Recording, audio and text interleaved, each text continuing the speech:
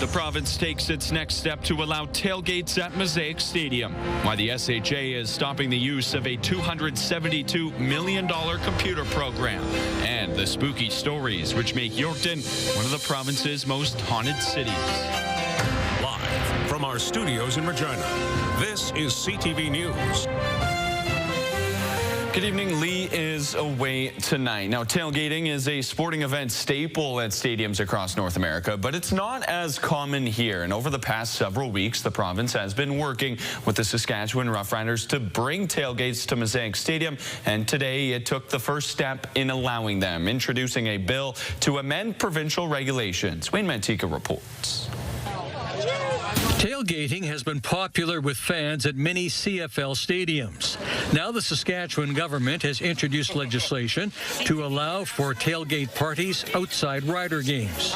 Because what that's going to do is allow us to work with the Riders, with the City of Regina, with the City Police to determine what this is going to look like. The regulations have yet to be worked out with the Saskatchewan Roughriders, but the plan calls for tailgating to be allowed in a fenced-off area near the stadium. There would be a charge to park there, with fans allowed to bring their own liquor and food. But what we're looking at here is something a little bit different, with the potential for people to potentially bring their own alcohol. Hence, we approached the provincial government with that option and started down this road with them. The team expects a similar experience to what fans enjoy at football games elsewhere in Canada and the U.S. Seeing the green out there already having fun, seeing them hydrating with Gatorades, getting ready to get loud, man, that'll be fun. Coming in, it's a different atmosphere driving into this place. Both sides of the street, you see jerseys, you see barbecue grills going, you see kids throwing the football. Looking forward to that. For 2026, tailgating will only take place outside Rider home games. That will set the standard and allow for possible future expansion to other sporting events in the province. Wayne Mantika, CTV News, Regina. It is a system which has now cost the Saskatchewan Health Authority more than $270 million. But now the organization is stopping the use of the system despite it working as intended. And as Stacey Hines shows us, healthcare workers say the plan is pointing out significant procurement issues.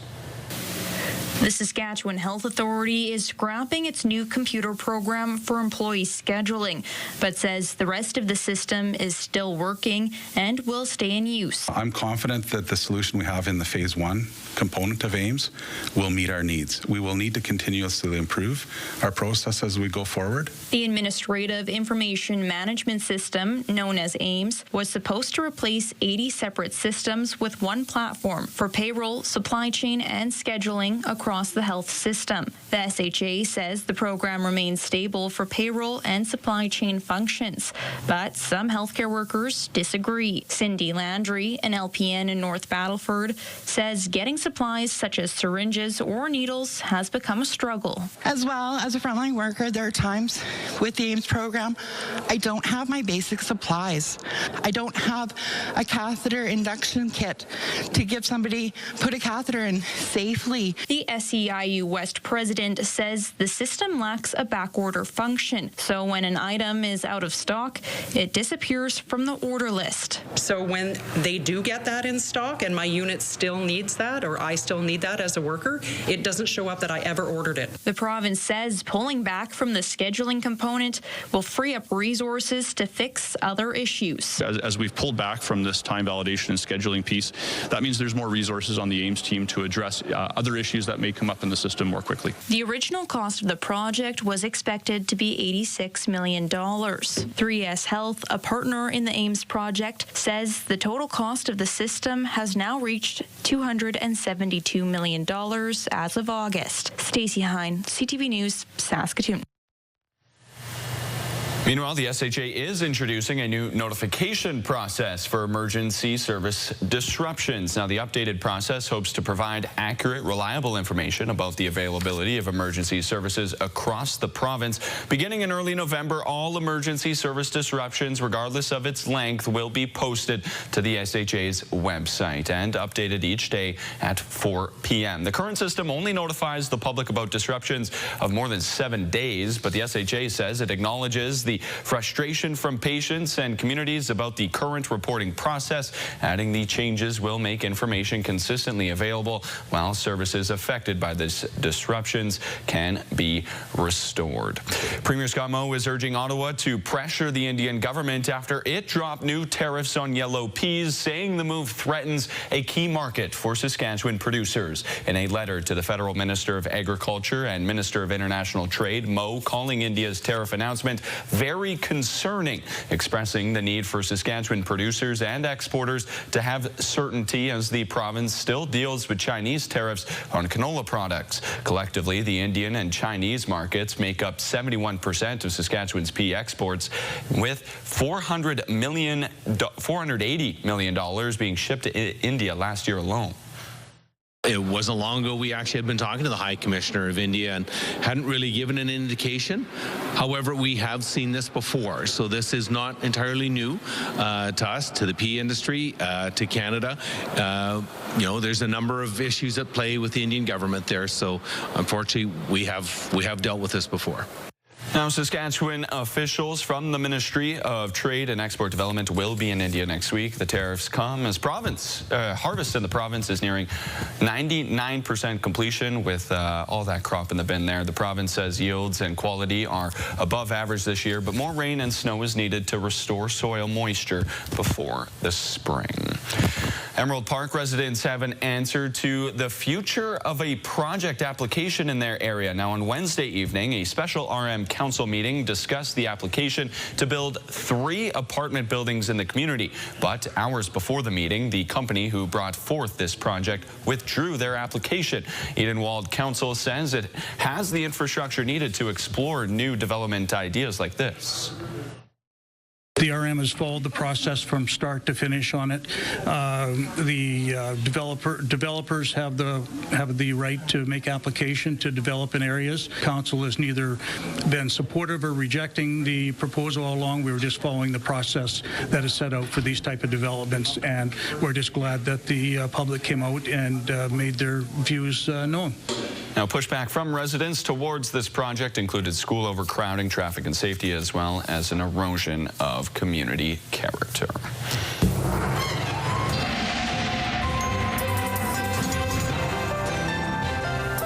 Time now to bring in Cole Davenport for our first look at weather ahead of the Halloween, I guess I don't want to say long weekend, but I mean, last week, I don't know if you were watching, but on the news at 5, it declared summer back.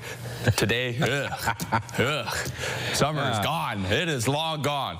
You know, everybody's going to get a lot of candy tomorrow, so I'm not going to sugarcoat it. Weather today has been brutal.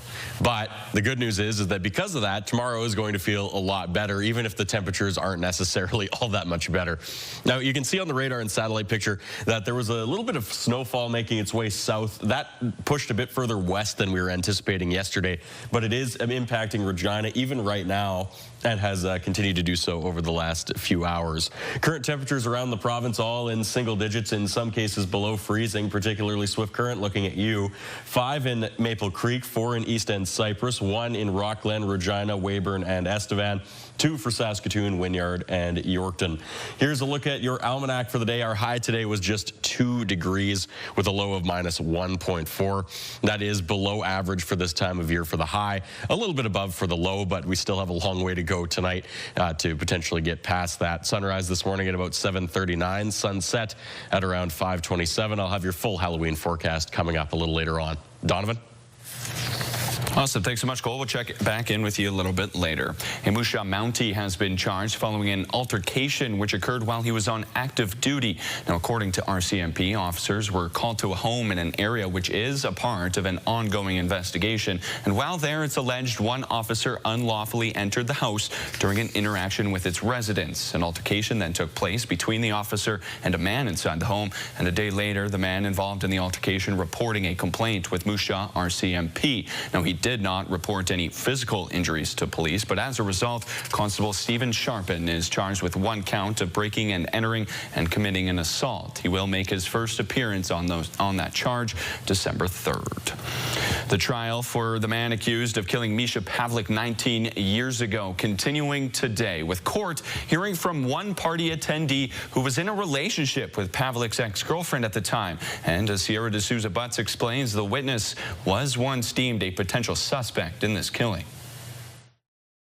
A man who was in a physical altercation with Misha Pavlik the night he died in May of 2006, taking the stand here at Court of King's Bench during the second-degree murder trial of the man accused of killing him.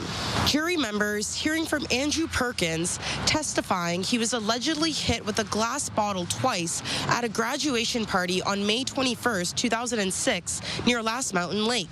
Perkins was dating Pavlik's former girlfriend at the time. Telling the Crown he remembers seeing Pavlik hit him with a glass bottle while standing near the bonfire. After falling to the ground, Perkins says he remembers getting up and starting to punch and kick Pavlik.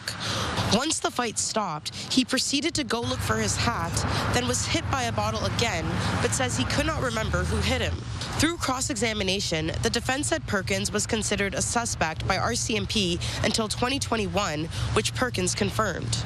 Perkins said he knew the accused through his friend Scott Nelson, who had previously pleaded guilty to stabbing another man that same night.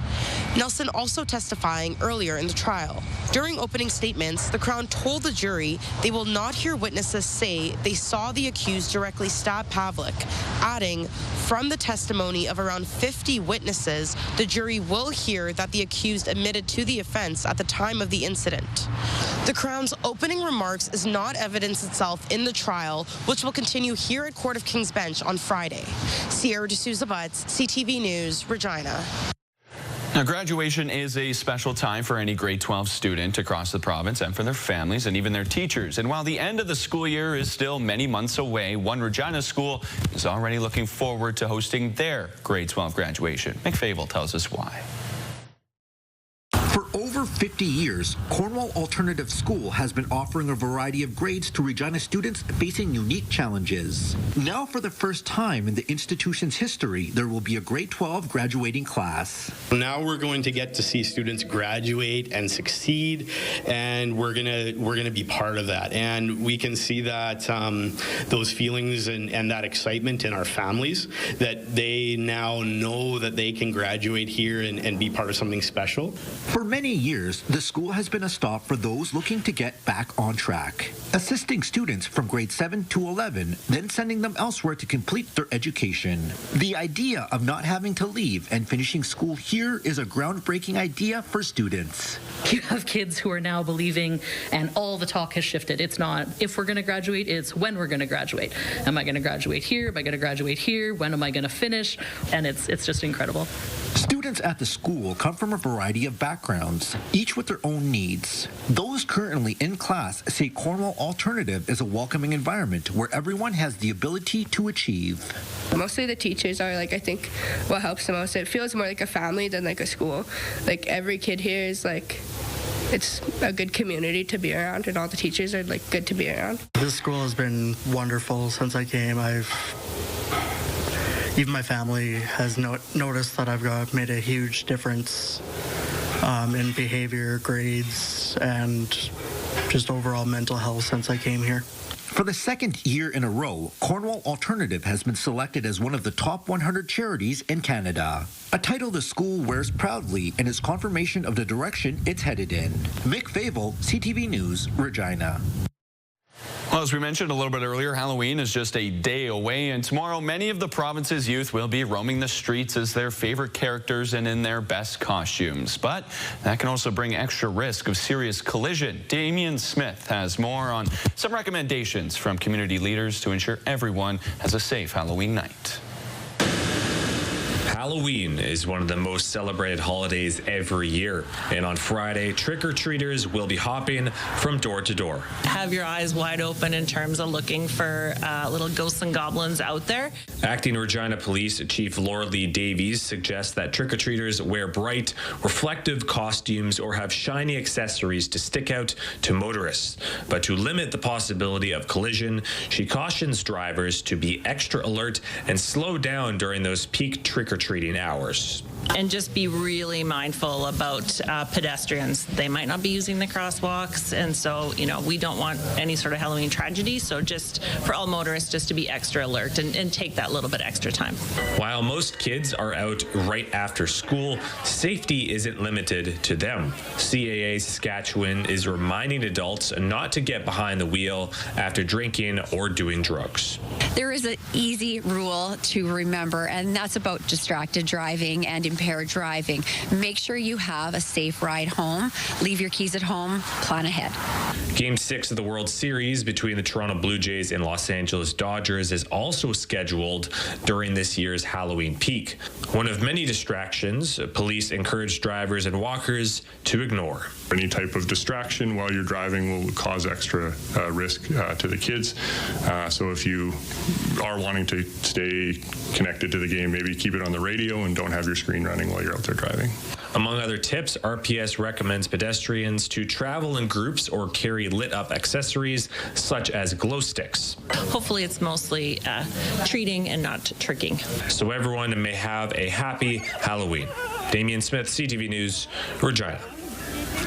And continuing on that Halloween theme, if you didn't know, Yorkton is one of Saskatchewan's most haunted cities, as old-timey ghost stories are a deep secret of its history. Regina has those chilling details.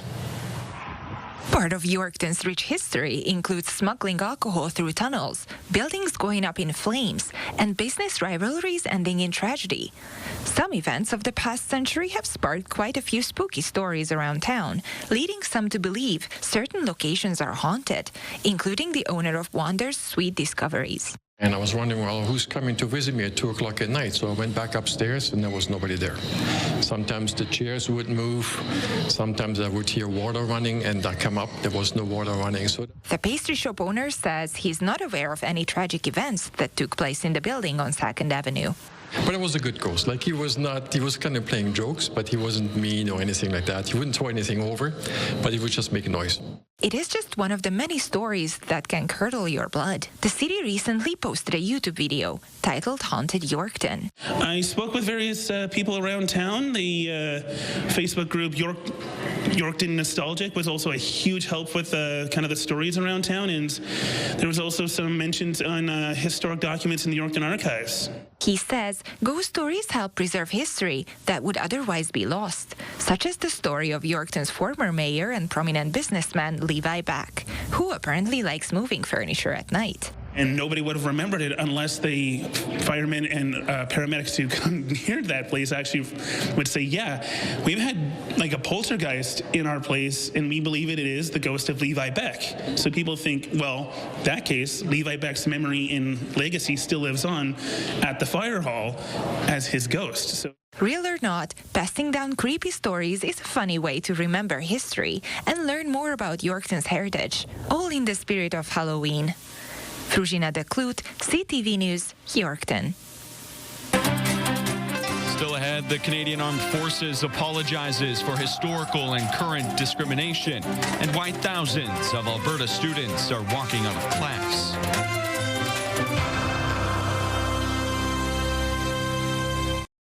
Thanks for staying with us. The Canadian Army's top brass, including the Chief of the Defence Staff, issuing a formal apology today to current and former members who experienced racial discrimination and harassment while serving. CTV's Annie Bergeron-Oliver reports. Reuben Coward has been out of the military longer than he was in it, but the trauma after years of painful encounters ranging from racial slurs to being passed over for promotions still affect him and his family. Until we have people willing to move en masse to dismantle and decolonialize this nonsense, it's going to be a chapter and verse in my granddaughter's life, who's only 6. But decades after Coward's retirement, military members continue to face racism and sexism on the job. It was extremely hard because I joined when I was 16 years old. Jay Day says the first racial slur came early in her 17-year career. I started to receive a lot of negative comments based on my skin color, based on being a very petite woman as well. And that just trickled into so many other feelings of not really feeling proud to wear the uniform. Today, the Canadian Armed Forces gathered survivors for a long-awaited apology for the treatment racialized members have faced. I apologize to every CAF member, veteran who experienced racism, discrimination, and harassment. And I acknowledge we failed you. An acknowledgement the Chief of Defense Staff says marks both a milestone and a difficult day for the military. We failed to live up to the values we project and promote around the world every day. But feelings among veterans today are mixed. The apology, in my humble opinion, is hollow. May this apology mark not an end, but a beginning. The military, which recent reports show is becoming more diverse, says that it is committed to real and lasting change, and that this is one step along that path. Annie Bergeron-Oliver, CTV News, Ottawa. Thousands of Alberta students walking out of class today showing their support for teachers who were ordered back to work this week by the province. Now that teachers cannot stand for themselves anymore because of Bill 2, we are walking out for them. Teachers have stood up for us countless times at the rallies, the protests, or even just voting to strike, because we understand that it's not just only about them, it's about our learning too. This change isn't something that only teachers wanted to see. It's for all the people who experienced this firsthand. The walkouts are organized by the students over social media. Participants say they want to show solidarity with teachers expressing concern over classroom conditions and how the government is handling this dispute. Students add they are worried about making up for nearly a month of missed class time. Prime Minister Mark Carney is getting his first look at the South Korean contender to replace Canada's aging submarine fleet. CTV's Judy Trin with those details for us tonight. This is Hanwha's KSS-3 submarine, launched into the sea just in time for the Prime Minister's visit. Mark Carney climbed down 7 meters to check out what the South Koreans want Canada to buy. I told him we can build a submarine in 6 years. The Royal Canadian Navy needs to begin replacing its aging fleet by 2035. Of its 4 submarines, only 1 is operational, the others in maintenance. It's the only technology in the Navy that guarantees that we control our waters. We get to say who comes into our waters, and if they don't have our permission, then we can keep them out. Hanwha uses robot technology to build its submarines, which will cost about $2 billion each.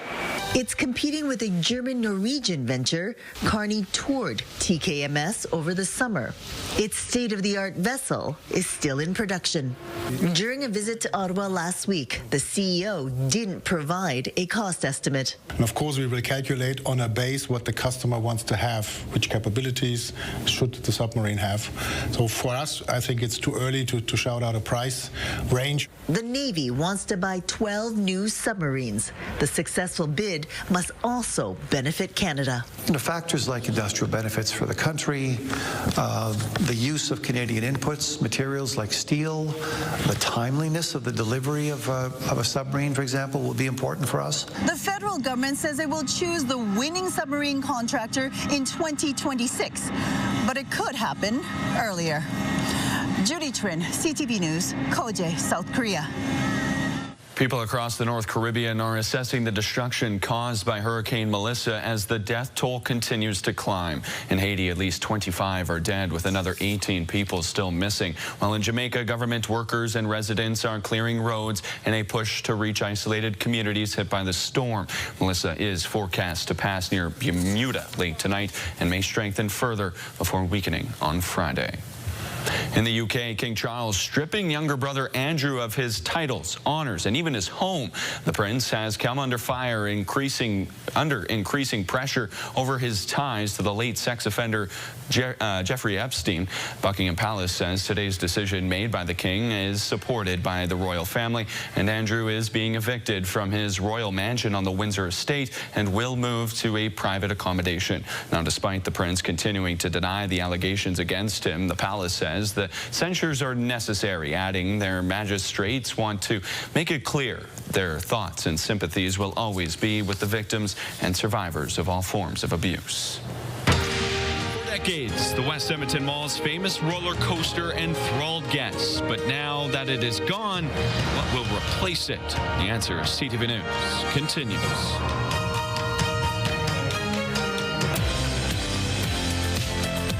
Interprovincial trade barriers. Friday on Your Morning, we are in conversation with Saskatchewan's trade minister on their new bill on trade.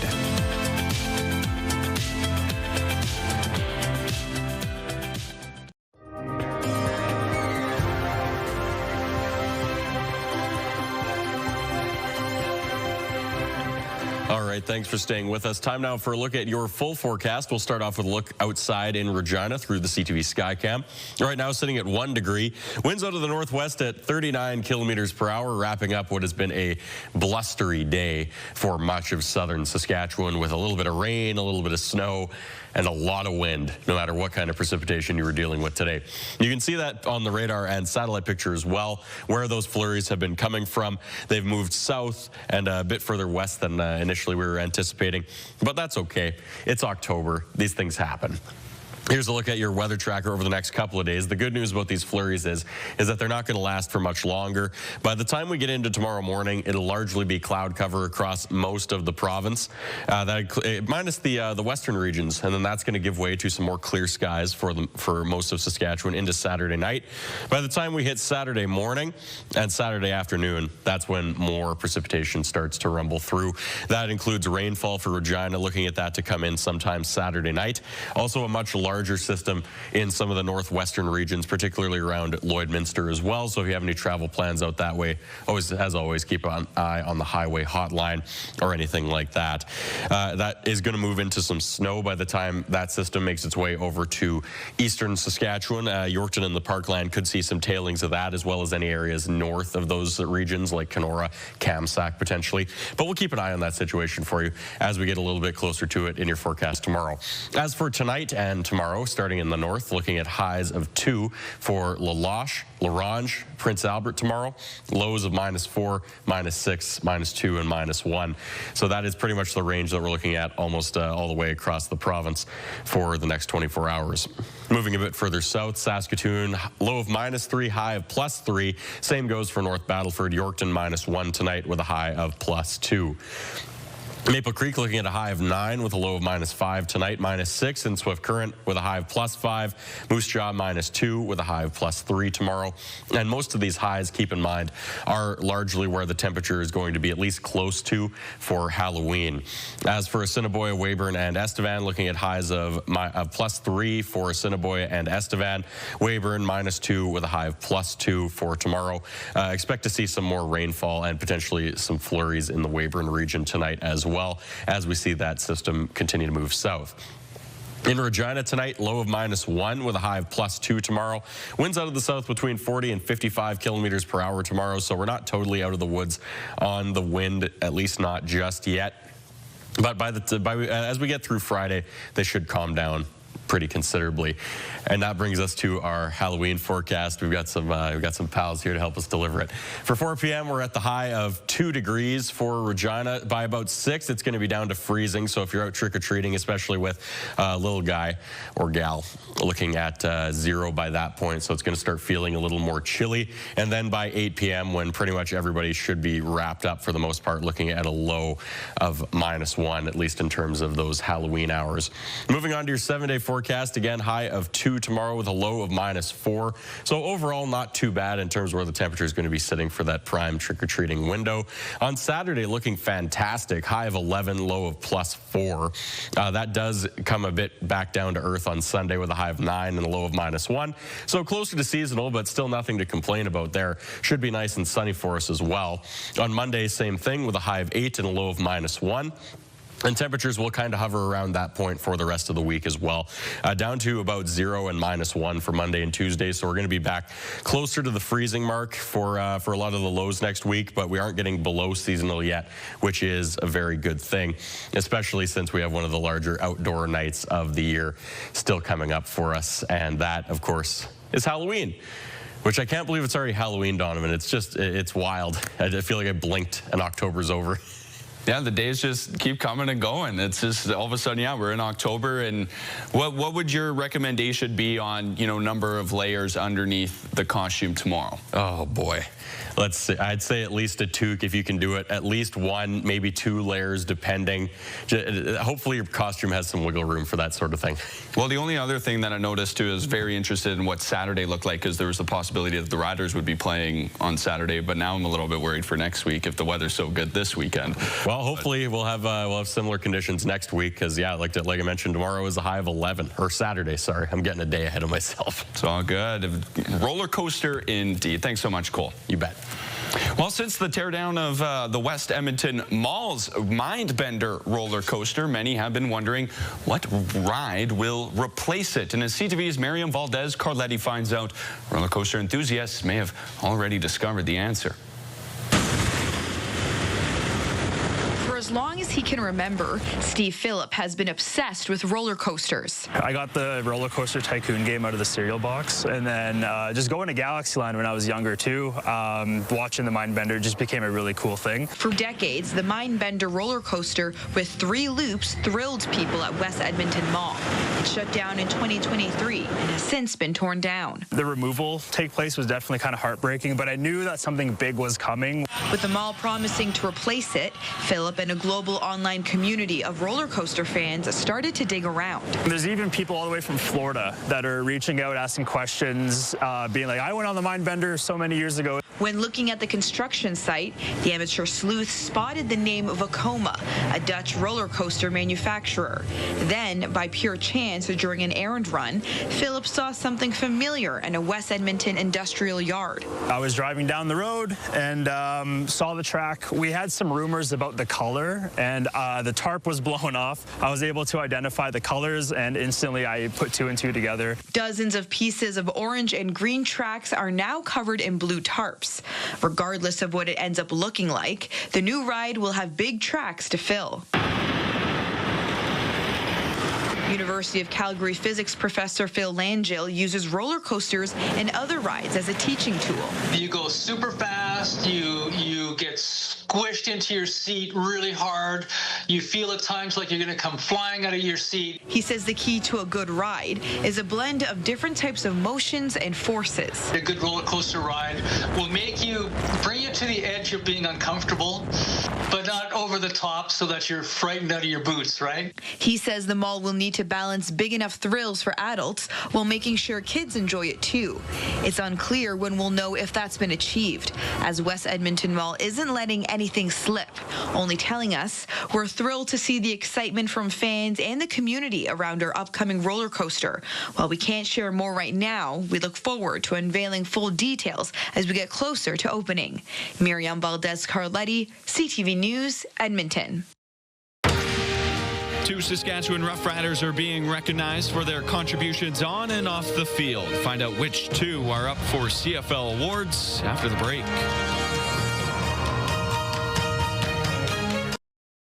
Wardrobe consideration in part by Colin O'Brien Men's Shop. Well, 2 riders are being recognized for their contributions on and off the field. Head coach Corey Mace and offensive lineman Jamarcus Hardrick will represent the green and white at next month's CFL Awards night. Jacob Carr now with which awards they are contending for. For the second year in a row, Saskatchewan Roughriders head coach Corey Mace is the West Division nominee for the CFL's Coach of the Year. I think most coaches would tell you we would look at that as a team award, an organizational award. Man, so much goes into it. Humble just to represent the organization. Also, for the second straight season, Mace will be going up against Montreal Alouettes head coach Jason Moss, who won the award last year. While Mace might not give himself any praise, his players will do so for him. We have tons of fun, but he commands a lot of respect, and he's quite the coach. I'm very, very happy that I've had the opportunity to play football for him and be on his team, and he's a very deserving, and I think it'd be surprised if he didn't win it. Riders right tackle Jamarcus Hardrick is the West nominee for Most Outstanding Offensive Lineman, an award he won in 2023 while with the Winnipeg Blue Bombers. Personal level, means a lot coming off an injury, getting back there, didn't do it alone. Guys beside me, the coaches, sprint staff, everyone, but it means a lot in the grand scheme of things. Hardrick had to miss the majority of the 2024 season, his first with the Riders, due to a quad injury, admitting the recovery process was tough and makes the nomination that much more special. A little bit on FaceTime with my wife last night. We teared up a little bit, just the time she had to pick me up, put me in a truck, trying to get my degrees back on my leg. I was having good days and I had setbacks, and I was like, man, it was never going to happen. The CFL Awards will be handed out November 13th as part of Grey Cup Week in Winnipeg. Jacob Carr, CTV News, Regina. The Regina Pats hosting the Brandon Vikings last night, needing a shootout to decide it. What will he do? Up the middle, walks in, backhand, forehand, and a stick save, and that'll do it. Keats Fawcett unable to beat Philip Ruzicka as the Vikings take this one 3-2, the final on penalty shots. Marek Schlenker did make 24 saves in the loss for Regina. The Pats have now dropped 3 in a row and 2 straight after regulation. Next up, rival Moose Jaw Warriors on the road Friday night. And the Toronto Blue Jays have full control over the World Series and are taking a 3-2 series lead back to Toronto thanks to a hot start in Game 5. Here he comes, off and going Game 5 with a fastball that's hit in the air to deep left field. Call to the track. It's on the first pitch of Game 5. And the Jays not done there. Very first pitch, and now Vlad Jr. hooks the ball down the left field line. Crazy. They've got back-to-back to start Game 5. David Schneider on the first pitch of the ball game leaves the yard. Then 2 pitches later, Vladdy hits his franchise record 8th home run of the postseason, and the Blue Jays would not look back, going on to win 6-1. Sensation Trey Savage striking out 12 Dodgers, a World Series record by a rookie pitcher. Yeah, it's a crazy world, Hollywood couldn't have made it this good. So just being a part of this, I'm just very blessed. He was pretty good. Historic stuff, you know what I mean? When you talk about that stage and his numbers, getting ahead of a lot of hitters, tons of swing and miss, you know, it's one thing to be in the zone, and it's another thing to be in the zone and get some swing and miss. Now, Game 6 goes Friday night back at the Rogers Center. History favoring the Blue Jays as each of their previous World Series wins back in 1992 and 93 were clinched in Game 6. Ahead of this winter driving season, the Saskatchewan Wildlife Federation has some tips to limit animal collisions. Stay with us.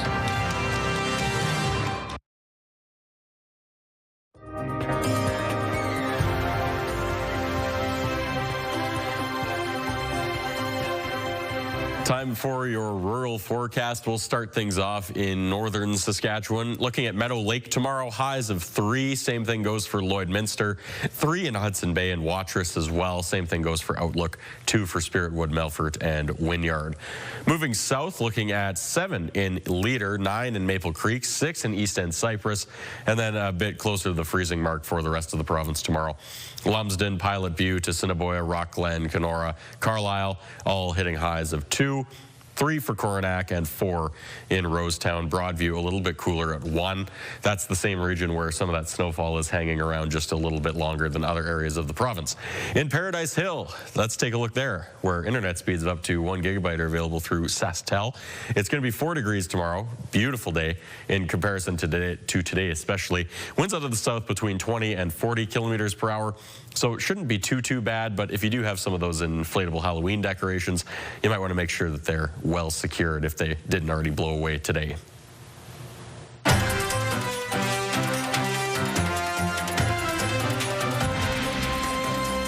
Deer in the province are more active in the fall months as it is their reproductive season, but this can also bring a higher risk of wildlife-related vehicle collisions. Now, and it is not just the reproductive season making these collisions more likely, but it's because deer are most active at dusk and dawn, and with the days getting a little shorter, there is more wildlife activity earlier in the evening, prompting the Saskatchewan Wildlife Federation to encourage drivers to take a little extra precaution on the road. Travel earlier in the day when you have some more light. The other option would be if you have to travel at that time, slow down, use your headlights, make sure you're looking along the roadways. If you do see an animal cross, deer for example, chances are there's going to be others that will follow. According to the SWF, there were more than 9,000 wildlife-related collisions in the province last year. Let's take a look at the market boards now. The TSX up about 34 points to just over 30,000. The Dow Jones down about 109 points, down to 47,522. Canadian dollar goes down about 0.2 cents to 71.49 against the U.S. greenback. Commodities front, gold up about $95 to $4,024. West Texas Intermediate crude up about 9 cents, with Western Canadian Select crude up about 64 cents. Gas in the Queen City right now, about the same as we've been seeing all week. The low is at $1.59, but it's most commonly found for about $1.30.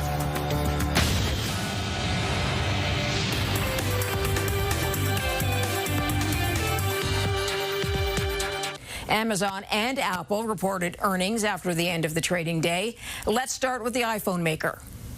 iPhone revenue for the quarter came in above $49 billion U.S. The company is getting a boost from its new model, iPhone 17, only introduced last month. Still, Apple narrowly missed the estimate, but analysts aren't too concerned. Amazon reported a strong performance for its web services.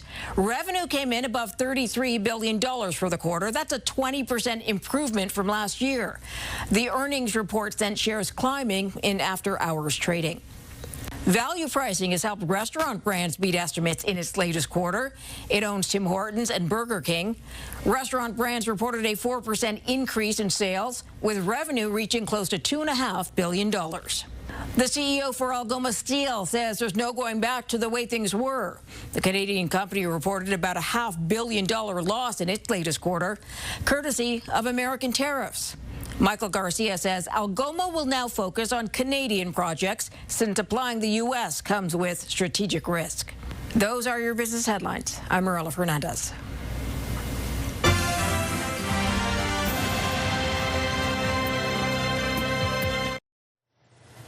Stay with us. Here's what we got for you tonight after the show on CTV, starting with Hell's Kitchen at 7 o'clock, then 911 Nashville at 8, Grey's Anatomy at 9, and then just one Big Bang Theory before E-Talk at 10:30, and then your local headlines with Connor Chan at 11:30. All right, well, it's the Milky Way as we've never seen it before. Astronomers revealing a new expansive color image of our galaxy. This animation compares a new image of the Milky Way to a previous one, demonstrating just how much more can be seen. Known as the largest low-frequency radio color image of the galaxy ever assembled, and was made across a wide range of radio wavelengths, taking 18 months and 400,000 supercomputers to complete the data. This image can be used to help scientists study the stars, almost as many supercomputers used as stars in these photos. That's pretty crazy that they can even see that deep into space. Space is wild, man. Don't think about it too much. Well, man, we'll be here a long time. Now, with movie adaptations having a strong showing at the box office, another major media franchise is making the jump to the big screen. Warner Brothers says a Hello Kitty movie is on the way in 2028. The cartoon feline was introduced by the Japanese company Sanrio more than 50 years ago. Since then, the character has become a common sight on toys, clothing, accessories, and thousands of other products. There's been no word on the plot, but Variety reports the Hello Kitty movie will have the same director as Zootopia. So there you go. Hello Kitty fans. Hello. I know Zootopia. I don't know much about Hello Kitty. Because we're almost out of time. Have a great night, everyone. Thanks for watching.